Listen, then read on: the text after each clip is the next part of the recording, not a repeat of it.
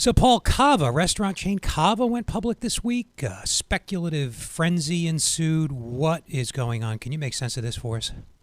Yeah, the stock nearly doubled, and it's interesting because we've had a couple of months where the IPO market has hit a bit of a soft patch, but I think with this rally we've seen in tech stocks lately and momentum names in general, even outside of tech, investors seem to be really enamored with the strong revenue growth at Cava, even though it is not a profitable chain just yet. So I think some investors are having visions of a Mediterranean version of Chipotle maybe dancing in their heads.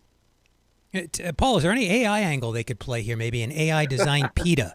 Have they thought about that? Perhaps they could boost their PE to 3 digits.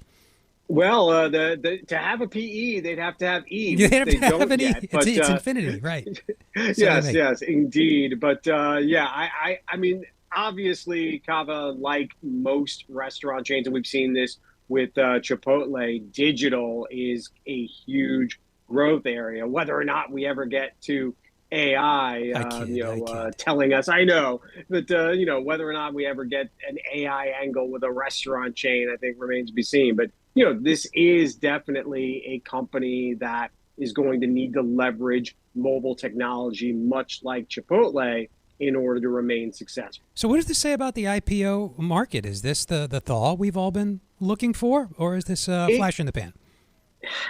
I don't know just yet. I mean, if you look at some of the companies that we are still waiting to see go public, I think the window hasn't really opened just yet for some of these mega unicorns. I do think it's fascinating that Cava is a company that was able to do so well. It is pulling back.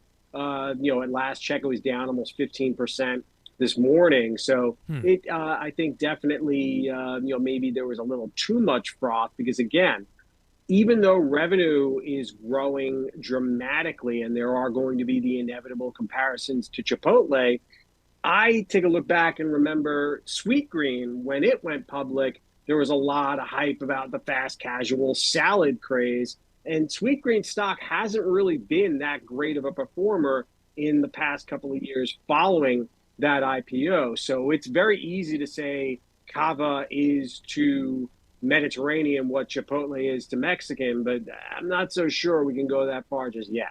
Now, does this imply anything for Panera's scheduled IPO? As I understand it, just from reading the financial press, they're going to be going public, what, soon?